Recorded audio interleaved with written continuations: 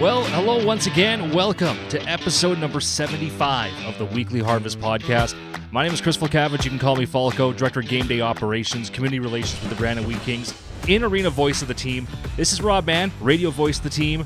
Rob, how are you today? Doing pretty well, thanks, Chris. Doing pretty well. This is a little weird, not just because the year is over, but because we're sitting side by side. Yeah, the whole season I've been reflexively turning that way to look at you. So if you see me twitch in this direction whenever Chris asks a question, you know why. Usually he sits across there and manages the computer, and our guest sits off on my right. But today it's just you and I because, well, we've got a season to recap. You know, if you are watching, thank you. If you're just listening, thank you as well. 75 episodes deep.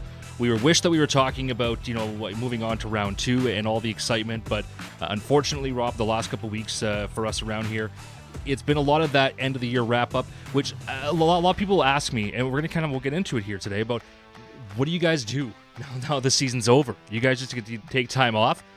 The quick answer to that is no. We are still doing a whole lot of stuff when the year is over, and we will get into that today, but it definitely does come down a whole lot, right? Just in terms of the emotional roller coaster at the end of the season. This time is a time to kind of reflect a little bit, but a time to move forward as well. It's a strange feeling walking back into the office and realizing that for the first time in months, you don't have a game day to prepare for. You know who your next opponent is going to be in theory, or at least you can reasonably guess, but you don't know when exactly it's going to be yet, and you don't know when any of the lineups are going to be yet, and everything else is just on hold for months as far as game day operations are concerned. And it's a strange feeling because the buzz of a game day, which pushes you through those days so fast it makes them fly by, is now just gone. So before we get too far into that, let's recap. Let's go back, because the last time that we were on the pod, we were doing our playoff preview with Marty Murray talking about the series to come versus Moose Jaw, and even the way, Rob, I remember us talking about it and phrasing some of the questions, we knew going in about how dangerous that top line was, but how quickly they can make you pay on the littlest of mistakes. Absolutely. Moose Jaw's high-end finishing was the difference in that series. If you look at it as a 4-game sweep, it's tempting to dismiss it as a lopsided series. None of the games really were. There weren't any real blowouts. That last game gets colored a little bit by some empty netters. But at the end of the day, it's mostly close games. The difference is Moose Jaw is going to finish on a higher percentage of their chances than Brandon is, because you've got that leading scorer in Furcus, you've got that 2-point-a-game guy in Savoy, you've got Braden Yeager. We counted it up, and we were talking with Marty before the series about how they had 4 World Junior players on that team. We should have been more specific. They had 4 for Canada. They had 4 in Savoy, Furcus, Yeager, and Matejchuk. They had 2 others in Port and Raisavi who had represented Czechia at the events. So they had 6 World Junior caliber players on that team. They were loaded. It's one of those things where, you need the players to have this as a learning experience. You get into playoffs that you can learn for next year. And a part of that is learning that you need to be able to play a full 60 minutes. How many games in this series? It was pretty much every game. And even going back to our games versus Moose Jaw in the regular season, it was saying, well, if it only weren't for that little spurt in the first where we gave up 2 or 3, if it wasn't only for that little spurt, then you really can't do that in playoffs. You can't give up that little spurt, and that's unfortunately what happened. It happened in the first, and the guys play catch-up. They did make it close, but it was those just little lapses where it kind of cost them. But that's the learning structure that they need to know to succeed for the future. Moose Jaw scored multiple times in the first period of every game in this series. None more dramatically than Game 4, unfortunately, but even Game 2, the closest game of the series, was tied at 2 after 20 minutes. And that was the game in hindsight where I think a lot of the spirit of the Wheat Kings kind of fell off a bit. That was a game where they left everything on the ice. They let it all on the line. It just wasn't quite enough. It's an overtime loss to a very good team, which in the regular season, you take the positives from, you take the point from, and you move on. In the playoffs, going home down 2-0, when you had that split right there within your grasp, that's crushing. And I think that was a game that demoralized the team more than maybe we gave it credit for at the time. There are a lot of positives to take out of that short run, though.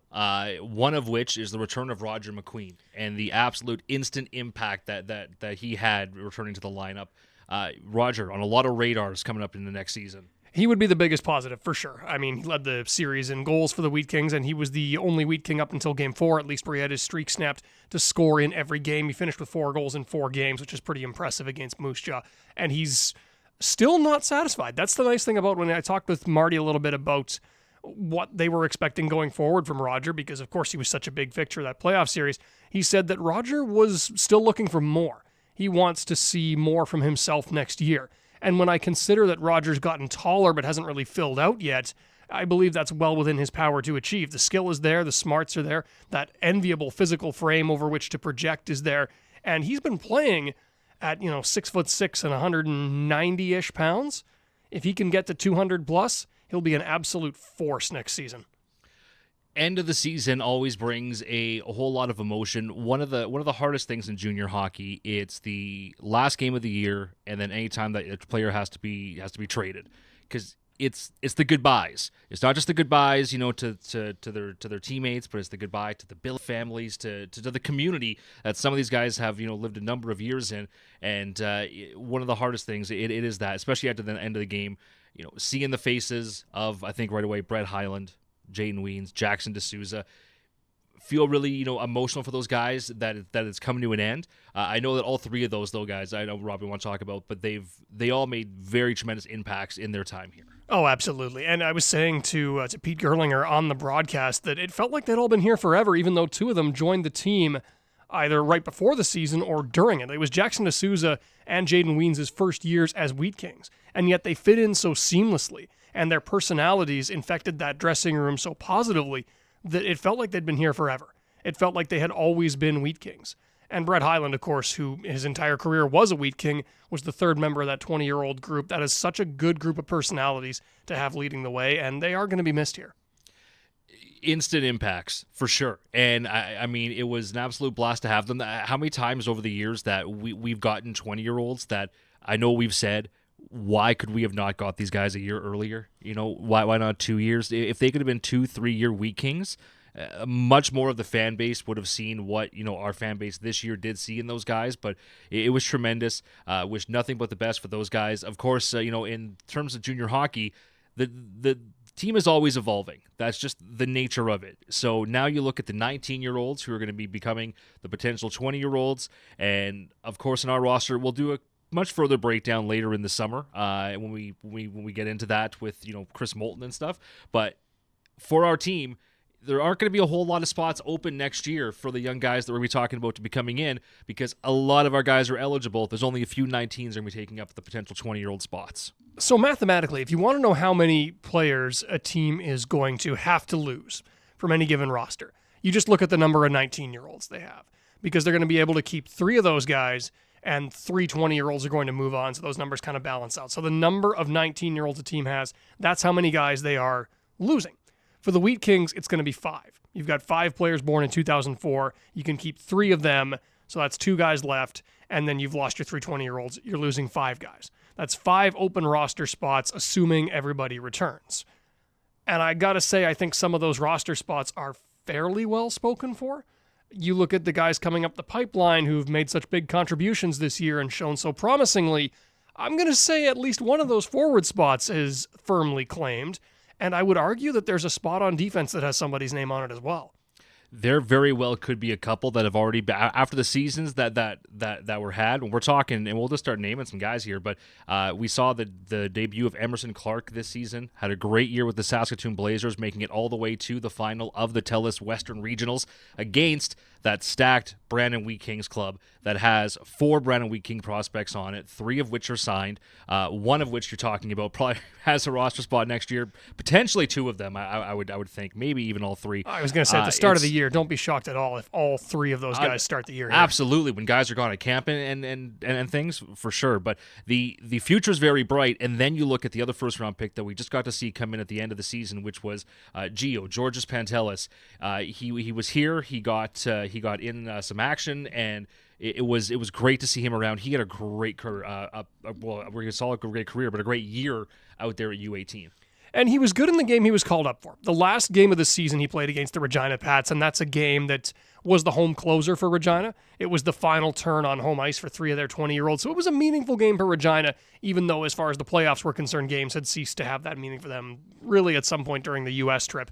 But they were still in go mode. They wanted to send the fans off on a high note. And for Gio to step into that environment and to play as well as he did, because I thought he was effective that game. He had 3 shots on goal. He didn't make any really horrible errors, and I don't believe he was on the ice for any goals against. So he had a pretty solid outing against Regina with some decent ice time, and I think there's a preview there of what he can be.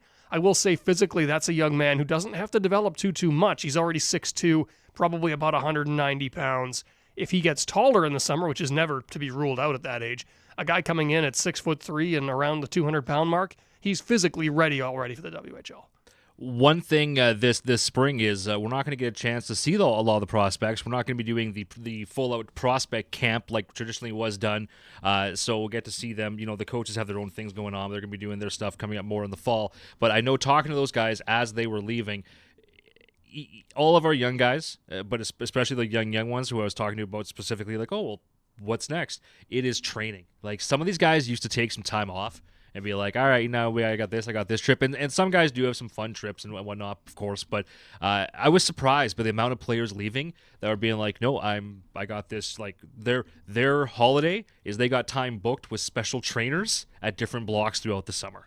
And I found that because I work out a bit with Tyler Sanjanko, who is the strength and conditioning coach for the Wheat Kings. I've been working on some stuff, and a lot of times when I leave a session with him, he goes right into a session with one of these Brandon guys. And I'll tell you from firsthand experience, he doesn't take it easy on them. So these are guys who are, the hometown guys in particular, are going to be training around Brandon all off-season long. And you can bet that that's going to be mirrored. There's going to be some guys who have big summers. I'm curious to see what kind of summer some of these guys have. So we talked about for a guy like Roger McQueen, who might want to put on 5 or 10 pounds of muscle. He's got the summer to do that. For some of these younger kids, they'll be looking to do the same thing without sacrificing speed. That's the real balancing act you have to bring in there. I'm curious to see who has the biggest summer, because there's a lot of guys that I know from speaking with the Wheat Kings training staff are very driven off the ice. There are a couple of guys who have got some other summer plans that will be back on the ice. No official announcements yet, but we're assuming that there's going to be at least a couple of Wheat Kings probably named to Team Canada's U18 team. On top of that, I know there's other prospect hockey that we're going to get into in a little bit when we talk about the National, the TELUS Cup, and the U18 Wheat Kings. But there's going to be a lot of training both on and off the ice, and a lot of experience before the guys get back into the black and gold here in September. And the World Under-18s and the TELUS Cup are actually going to be going on at right about the same time. They kind of intersect with each other. So April's a very busy month for Hockey Canada. We've got a lot of tournaments on the roster in that particular month. And then, of course, you get, if you're working with Hockey Canada, you get right into the Men's World Championship in May. So shout out to my predecessor, Brandon Crow, who's now with Hockey Canada and is going to be juggling an absolute mess of tournaments for the next month and a half, not counting. I didn't even bring up the Centennial Cup. The Junior A Championships, that's a Hockey Canada event too. Then there's the U18 women's as well, and there's an absolute ton. So they're going to be a very, very busy crew over there for sure. So coming up now here in the office, what do we do when the season's over? People are like, okay, so the year's done. The players, all the tears have been shed, and it's sad. Bye, but it's going to be great. Let's hopeful for the future. And then they're gone, and it's so quiet. Oh, goodness, yes. It is such an absolute drop-off in this building. What happens is the year is over, and then depending on when it ends and the time of the week, almost immediately, though, there's exit interviews where the players go and they'll meet with the coaches and then the GM, talk about the year that was, what's expected, what's going on, and their actual exit plans, right? Just a way to send the players off onto the summer break. Then the guys, usually within just a few days, are all dispersed and they're away, and then the coaches go, and then all of a sudden it is us in the office up here, and we're still here, and we got a lot of wrap up stuff to do. But it's generally, Rob, I talk about how it's still busy, but it's quiet in this building, and I don't like it. It's 100-0 as far as and people coming in and out of the office. I mean, during the year, you might see any number of staff members from the hockey ops side of things coming in here, having conversations. Hey, can I have a hand with yada yada, whatever it may be. The players might come up looking for something. You've got players to take on Read to Succeed visits and so forth. And all of that stuff just comes right to a stop. And we're left with, yes, a fair bit of work to do. But it's done in this uninterrupted, almost unearthly silence. It is. And it's almost because it's a little therapeutic in a sense. Sometimes I feel a little cathartic doing it, where we have to basically archive our year. So we have to go through everything. We're a small staff. We try to keep up through the year, but games happen fast. And when you get multiple photographers and videographers and these highlight packs, stuff can live in different folders and all over the place. For us to bring it all together in a way that we can then use that media for the summer, that takes a little while. The physical cleanup around the rink of just all the storage rooms and the fan zone area and all that stuff that needs to be sorted and has promo items, through the season. I mean, heck, people should have seen this room before we tidied it up. I mean, it was... This desk had stuff about piled this high if you're looking on the video, and it was like all... Anyway, it's one of those things where, people, to pull back that curtain, the week after, it really is like one of the biggest spring cleanings. And it's nice because now that it's done, and I feel like we're just kind of now doing the finishing pieces, and already we start to flip the calendar, flip the page onto what we got to do for next season. And that's really now what our summer is. While the coaches, it's not as if, by the way, they're just off and now they just don't do anything. We just don't see them around the rink all the time, of course, because they don't have to be. They can do their stuff from afar. But they're scouting, looking at videos, talking about different stuff. With us here, we got to prepare for the next season, where when you, the fans, show up for that first game, everything on the big screen that you see, everything that is on the printouts, that's all got to be sold to a sponsor. It's got to be created from a marketing team, and it's got to be produced. And to do all that, it literally takes us all summer, of course, with the staff that we have. And I know that one of my things is trying to look at that in the most fun that we can, because it can seem daunting. It really is climbing a mountain, getting ready for home opener, because the entire show, people expect it to be fresh. They expect it to be new. There to be, everything where it's not the same stuff from last season, and we do our best to do that. When there's about 140 elements on a game besides the wild stuff that you see, 140 programmed things on your game day that we have to make and we have to create now over the summer. And one thing I was going to get into here, Rob, is trying to have fun with it, and that's what I did on Friday. Putting some of the serious stuff aside, I probably spent, about an hour and a half, 2 hours, not a lot, but a couple hours downloading fun videos and making some more of those ones with our logos over them for next season, because it brought people in my office and it got us laughing again. We did have some good chuckles about that. And it got us just, talking about that of, oh man, can you imagine the crowd's reaction if we do that? And those fun ideas, that's what gets me even more excited. Is, again, I know we're going to have a good team on the ice, but our team off the ice here, as we continue to grow and we do this, it seems like everybody's at least finally pushing in the right direction. It's been a tumultuous little time because, of course, we've had so much change. I come in before the season starts last year. We brought in Fair and Munn for our ticketing during the season, and now everybody's kind of settled in, and as you said, all pulling on the rope in the same direction, which is nice. You mentioned climbing a mountain. It's worth pointing out that mountain does fight back because, hey, it's the offseason.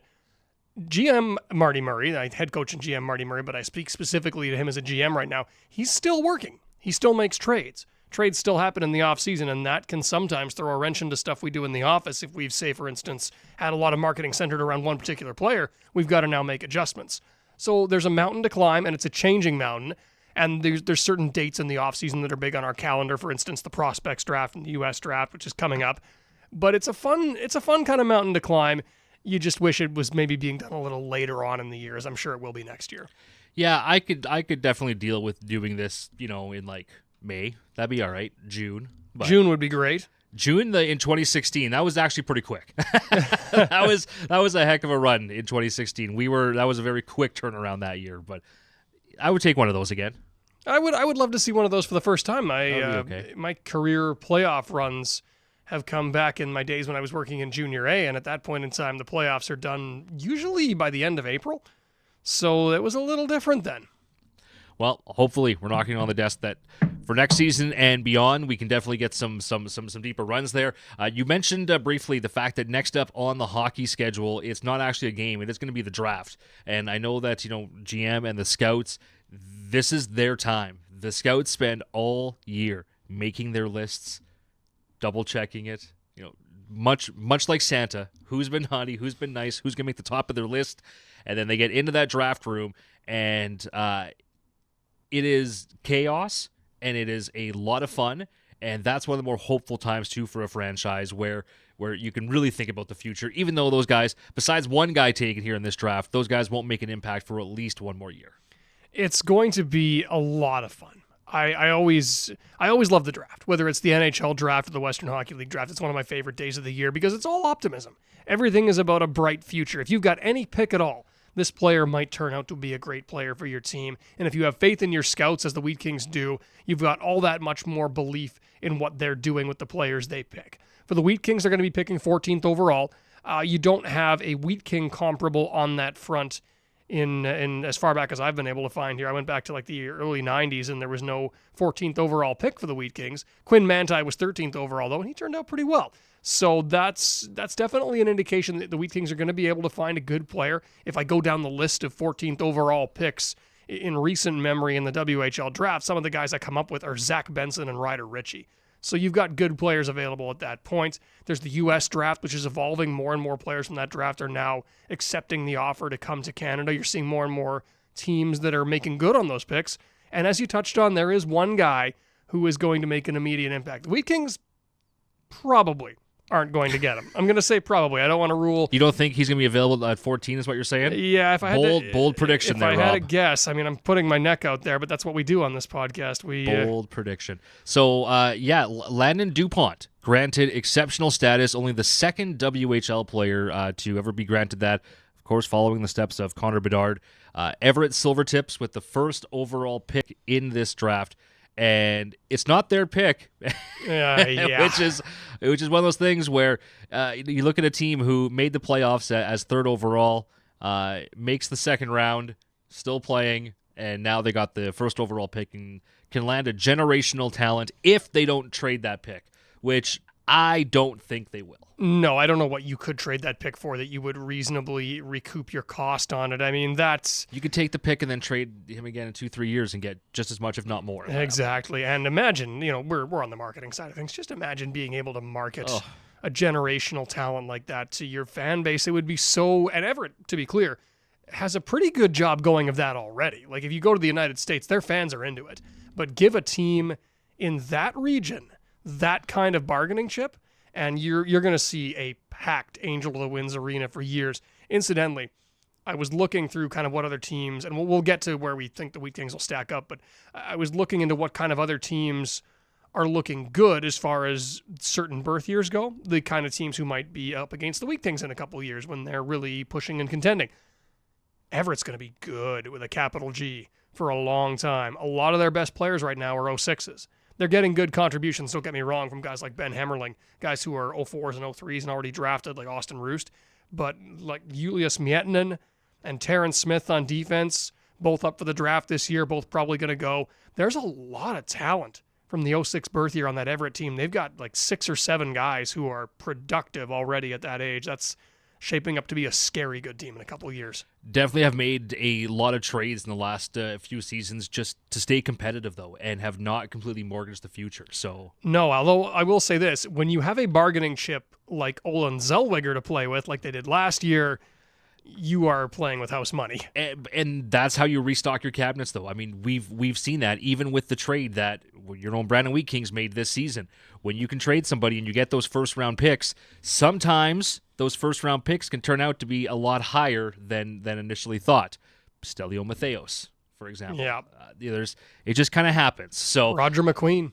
Yeah, the list in Wheat King history, when Perry Bergson did that article, my time runs together. I don't know if he did it this year or last year. He did one this year for sure. He's updated a few times, but he's still tracked those trades after the 2016 year where it was Tanner Kaspick and Cale Clegg. And all of the trades that have followed suit, it's still paying off and continues to pay off, and it's still not done. He can update that article in 2 more years, and it's still going to be going. I love those trade tree videos that Steve Dangle used to do on the Sportsnet YouTube channel. Because he's not with Sportsnet anymore, I don't know if he's going to do them again this summer, but I hope he does, because I love those things. Those are just a blast to watch. Perry has already, and the extraordinary statistician and historian that he is, has already done some work on what the Wheat Kings might get out of the Nate Danielson trade. And by his reckoning, if the player selected should become an overager, assuming, of course, that the Wheat Kings make the selection, the Wheat Kings could be getting the benefits of that Nate Danielson trade in 2032. And that's without continuing with more trades. That's just if it was to stop there, it still pays off until that point. That's that one player, that first-round pick, I believe, from 2027, he said, has the potential. If it turns into a 5-year player, a guy who plays as a 20-year-old, you're looking at 2032 for the last branch of the Nate Danielson trade. And it's that easy to imagine that player comes in and at a 19-year-old potentially gets traded for, who knows, even a draft pick or two, another player, and that tree continues. And you just never know. But for one guy. So it's incredible. Time will tell with that one. That one's going to be exciting, though. I got some speculation on what the Wheat Kings might end up doing with that pick, but I don't think we can get into that before we start talking about what the team's going to be like. Yeah, and that is going to be obviously a topic of discussion for the fans and for the team itself all summer long, as they look at at their prospect pool and at the guys and what they're going to be doing this summer.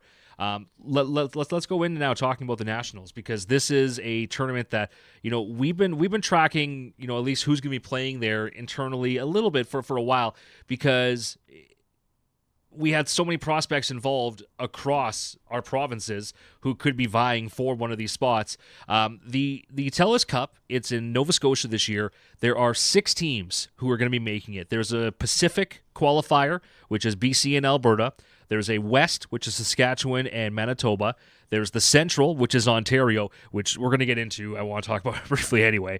Yeah. Then you've got the Quebec, and you got East. Then you have your host, which is going to be the Sydney Rush. So all those teams who are now vying down. I know as of yesterday, I believe the Ontario League was still having their playdowns. Did they have a winner yesterday? I didn't update it today, but I assumed it had to be the weekend, because they're the last one. I was looking through it today, and it looks like Markham has made their way to the event. So we've got our 6. So in all the other regional qualifiers, though, you had BC and Alberta, so you had basically 2 leagues. Again, Saskatchewan, Manitoba, you had 2 leagues. Ontario had 7. There are like 7 different leagues who are vying for that one spot to go, just to get out. And I can't imagine with the population, but just to get out of Ontario to get to Nationals, probably more than any other division, has got to be I don't want to say the biggest accomplishment, but the biggest grind. The biggest grind, just with like that amount of just percentage odds you have to go through. It's almost like March Madness, where it's just there's so many teams that I don't know how you even get through that to have one. Well, and you think about it just statistically from the number of teams involved, 7 with Ontario. Okay, there's 6 at the TELUS Cup. These Ontario teams have all played in a physically larger tournament than the TELUS Cup. Just to get out of Ontario. To get into the TELUS Cup. Quebec had 3 or 4, I think, on that list, and then the East had, another 2. But it was unbelievable how that worked. But it came down to being in the West Regional, briefly mentioned it, it was the Brandon Wheat King U18 versus the Saskatoon Blazers. Your Wheat Kings had 5 prospects in that championship game. That tournament itself, it was a wild couple of days there in Winnipeg, including that gold medal game where it was a 0-0 tie going into overtime. Can you imagine that, Rob? It's Western Regionals. You're a team that has not lost all year except for that one overtime loss early in the season, and you're going into this without being able to score, and your goalie, Berg Hood, by all accounts, just absolutely standing on his head. And then magic happens where all of a sudden Brady Turco just end-to-end OT winner. Yeah, a game like that, you expect the first goal of a game to be one of 2 things. Either it is an absolute stinker, a puck thrown off a stanchion or off somebody's backside or something like that just sheer exhaustion overwhelms the goaltender, or it's a skill player doing something so good that the goalie simply can't stop it. Earlier this year, the Wheat Kings were in a game like that against the Lethbridge Hurricanes. You had the 2 teams trading chances all through overtime and regulation until about halfway through overtime. It's Nate Danielson, the only guy on the ice who could have made this shot, just beating Mennigan cleanly off the rush with this bar-down bullet. He's the only guy who could do that. And in this game, for Brandon's AAA squad, you get Brady Turco scoring the kind of goal that's, no, other than Jackson Jacobson, I would say only he could score in that game. It was an incredible goal. If you can try to search it out, it wasn't really widely produced on Twitter and Facebook, but I was able to find a video of it. But it was absolutely awesome for those guys. So they did squeak by the Saskatoon Blazers in an epic gold medal showdown to see them take that West spot. Now, as they go into this TELUS Cup, that is happening coming up at the end of April. Yes, that's going to be coming up starting on Monday of next week, so we'll definitely have eyes on that. It's going to be really interesting to see, and I'm always curious to see how teams from that, they call it the West region. I always mentally think of it as central because Manitoba is central Canada geographically. I'm always interested to see how teams from that region stack up against their counterparts because by reputation, Saskatchewan AAA and Manitoba AAA are pretty well thought of leagues. And Saskatchewan in particular, I know when I was there, was thought of as a very mature league. So when you stack up those leagues against other leagues, despite having smaller populations, the Prairie teams tend to do relatively well. But I'm always interested to see every time around. I mean, I think Quebec has a couple-year winning streak going at that event. And I apologize to any of our French listeners, I am going to butcher this pronunciation. The Cantonnière de Magog, I believe they are. We'll see if they can uphold that streak. But I'm really curious to see how these teams shake out and how they represent their respective leagues because we don't always get a sense of how good some of those other AAA leagues are. Even when it came down to the West Regionals, I mean, we were talking about it, thinking internally, seeing this U18 team play, but against their counterparts, they looked absolutely unstoppable at times. But again, those other teams could look unstoppable in their leagues as well. You don't know what the competition, you're right, you don't know what it looks like against them until they finally do get to play each other. If the Wheat Kings and the Blazers had to play themselves in a 7-game series, there's probably going to be a couple of wins there for sure going to Saskatoon. That would make it a lot more competitive. In the 2 games they played in the tournament, though, Brandon ended up winning both. But that 1-0 game, I mean, but both games were very, very tight.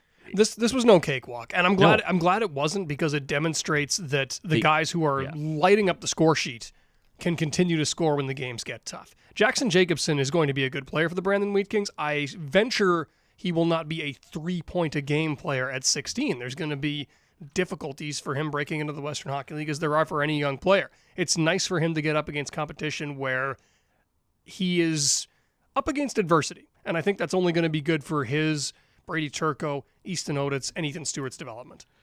We've talked about it even on guys on the pod here. I mean, one of the guys I think back of, did we just lose our camera feed?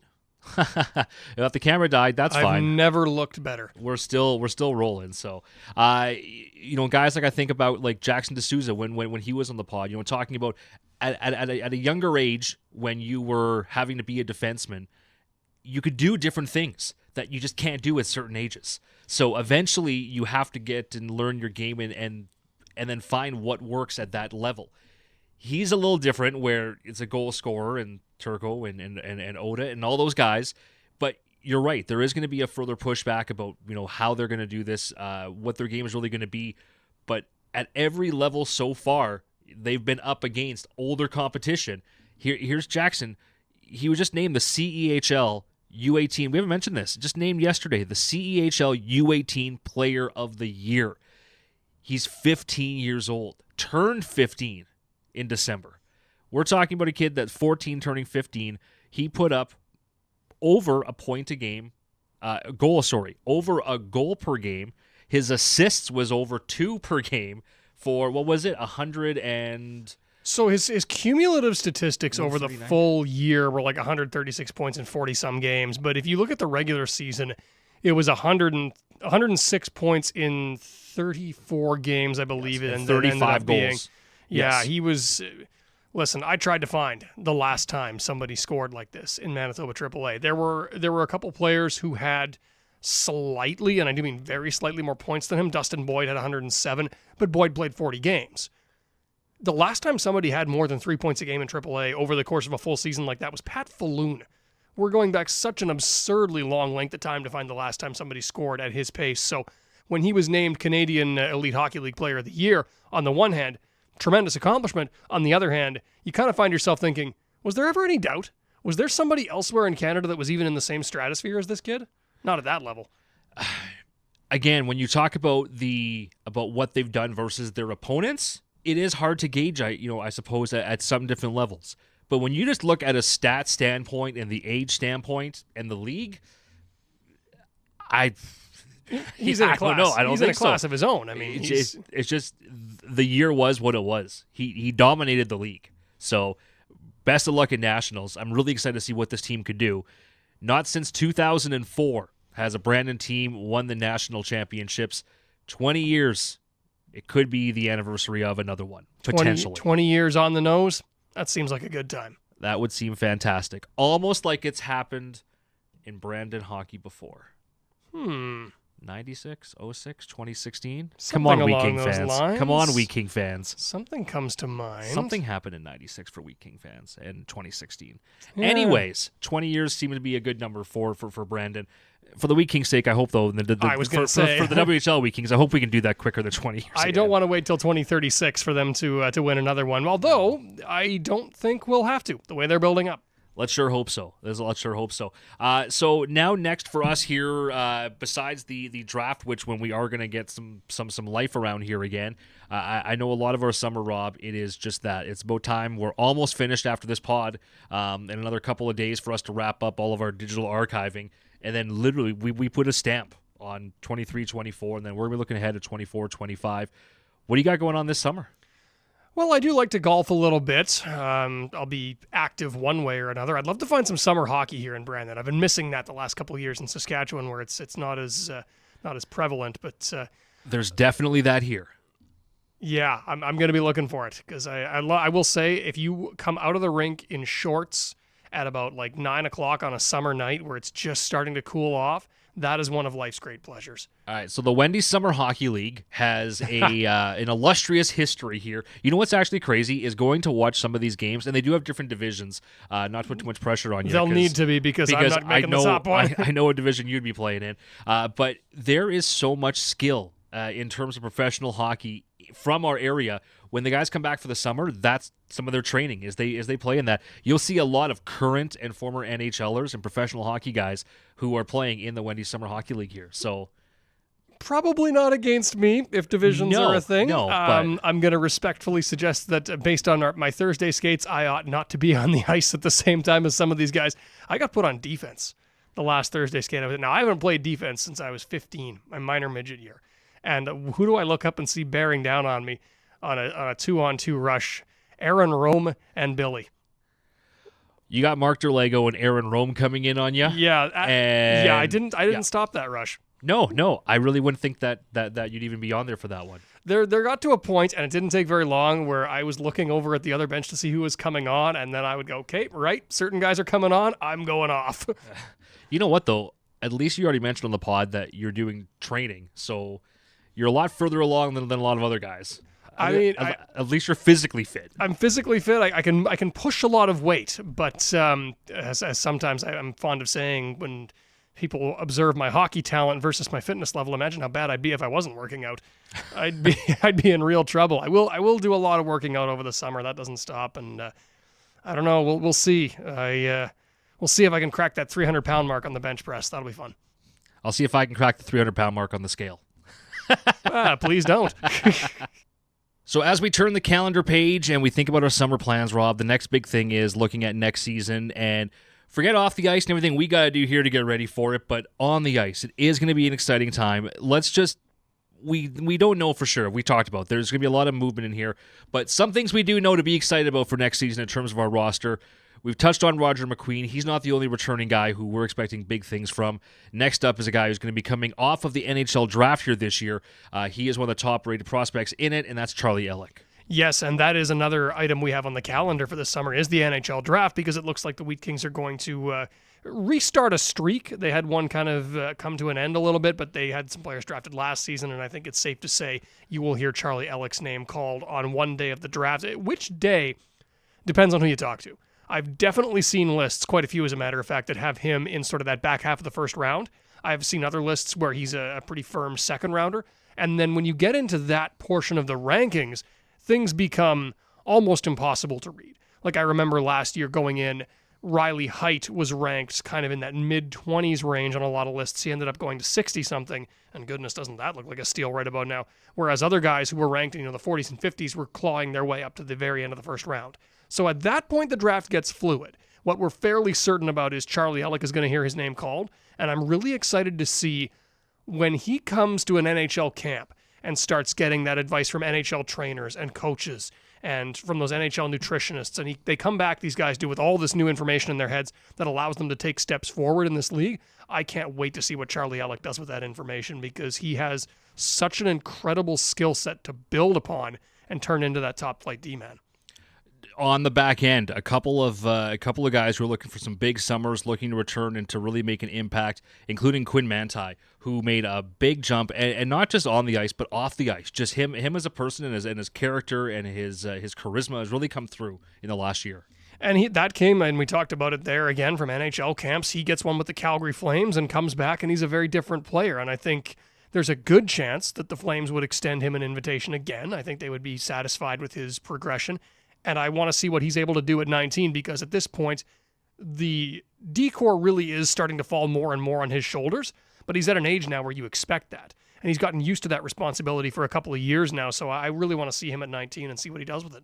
I mean, you're talking about a two-time Brad McCrimmon trophy winner for the best D of the year. Obviously, he's going to be a big part of the blue line, the staple of it next season. Also on the blue line, Luke Shipley. Now, Luke is one of those 19-year-old turning 20s, so he could be taking up a 20-year-old spot. In my mind, he's one of the ones I would pencil in some pretty thick pencil to be one of your 20s at the start of the season. The way that he has played and performed, and just his character in general, even though he hasn't worn a letter, he has been a leader. Led all Wheat King D-men in goals, by the way, with 9. And the fact is, sneaky tough.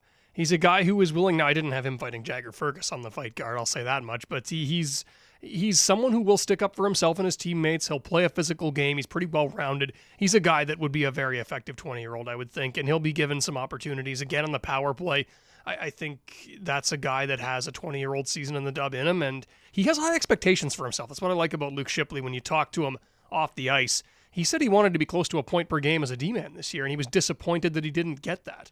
So he's going to put in that work to try and get to that level next season. Looking at some of the exciting forwards to be returning, you have got the reigning Rookie of the Year, who is also the most scholastic player, very intelligent, a very personable man in Carter Klippenstein.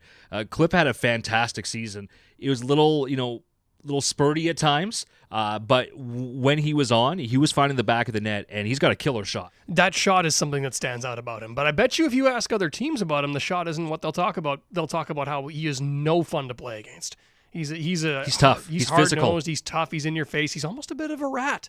And at 6'3" or 6'2", depending on who you believe, I'm inclined to lean towards 6'3". Like I'm 6 foot myself. He seems a good bit taller than I am. And he's another guy who could, put on some muscle over the offseason and play that power forward game.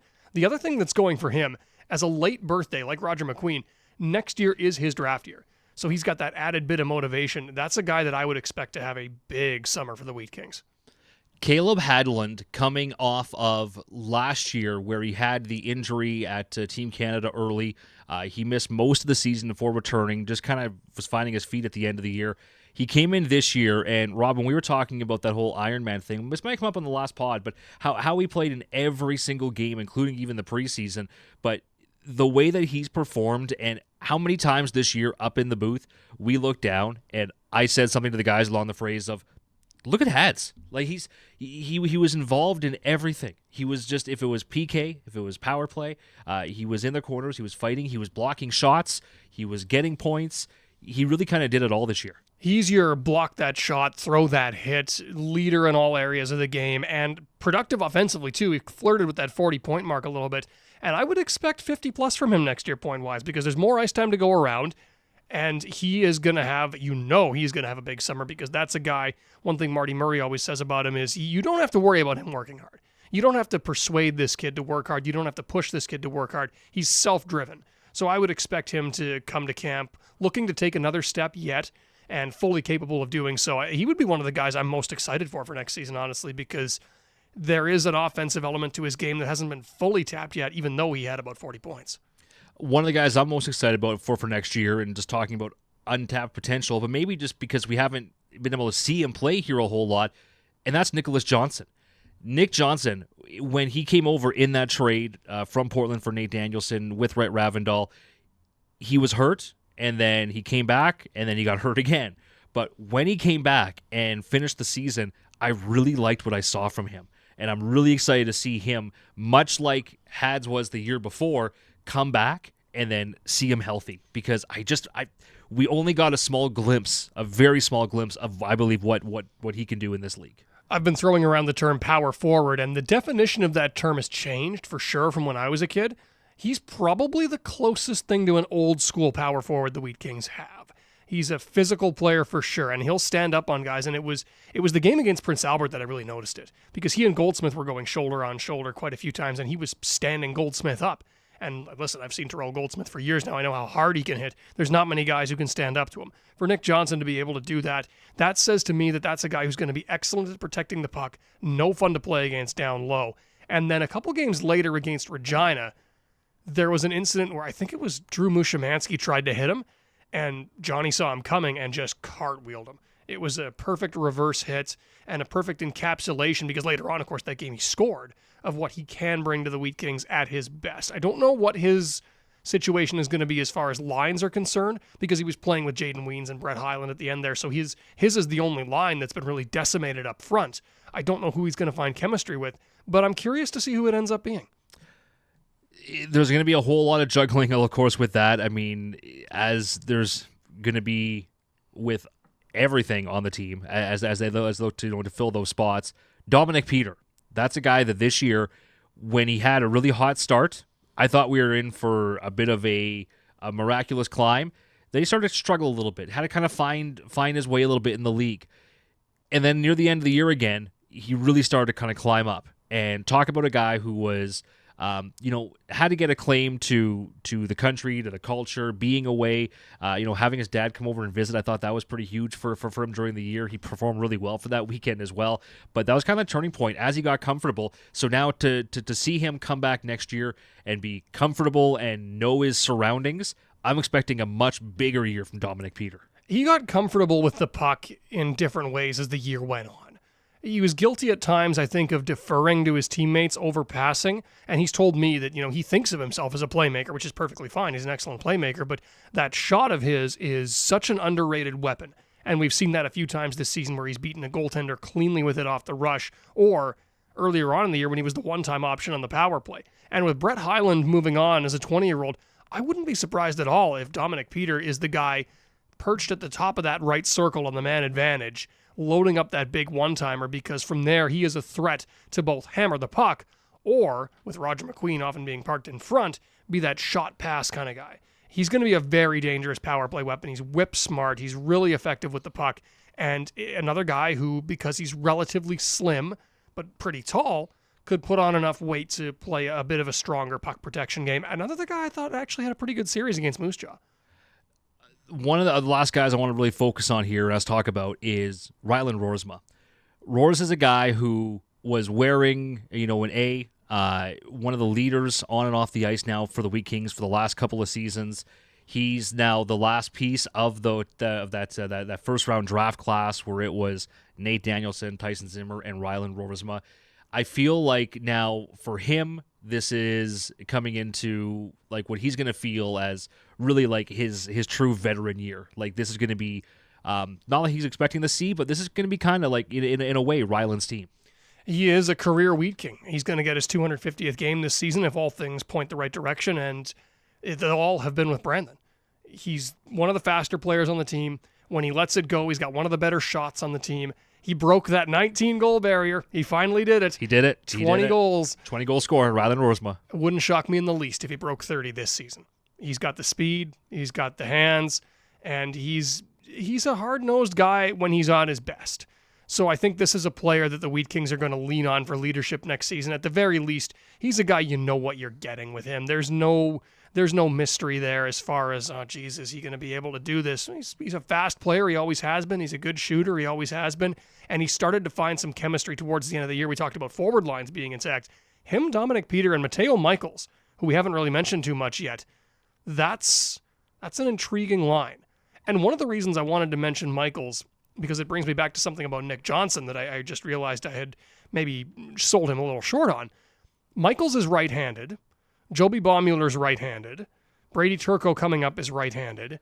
Most of the Wheat Kings forwards were not. Roger McQueen is right-handed, but he's a centerman. So Nick Johnson, in his entire time with the Wheat Kings, was playing on his off wing.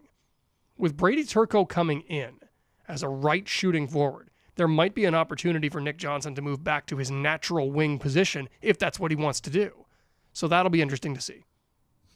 You know what? When you break it down like that, I literally did not even think about that for the first time. But it says quite something that you saw him play right wing and never thought to yourself he's out of place there. Yeah, he looks good. That's right. But moving back to his natural position might be even better. Yeah. Wow. Lastly, before we kind of get out of here, let's talk about the guys between the pipes. Haven't talked about the goaltenders yet, because there's not probably going to be a whole lot of change you're expecting. If all things, unless something crazy happens next year, you're going to have the same goaltending tandem as this year, and that's Carson Bjarnason between the pipes and then Ethan Eskett backing up. Both those guys, in their own rights, had great years. I know Barney wished he had a better playoff run, but all in all, it was a great season, and a lot of good numbers by both of those guys put up throughout the season. And Ethan Eskett in the playoffs, by contrast, had a tremendous postseason. He had a .976 save percentage. He was excellent for the Wheat Kings when they called on him. So that bodes well for him for next year. And it is going to have to bode well for him for next year because, as was the case this season, we can pretty well rely on the fact that Carson Bjarnason is going to start the year with the Philadelphia Flyers, at least for a little bit of it. And it wouldn't shock me at all if at some time around Christmas, the Wheat Kings had to do without Barney as well. I would go on a limb to venture that as well. You would really think you don't want to put too much pressure, and a lot can change between now and then. But realistically, when you're looking at that World Junior roster for Team Canada next December, there's not a whole lot of other goaltending. There's only a couple, but there's like 2 or 3 that are NHL prospect goalies with the berth year that could be going there. So it very well could be Barney's time.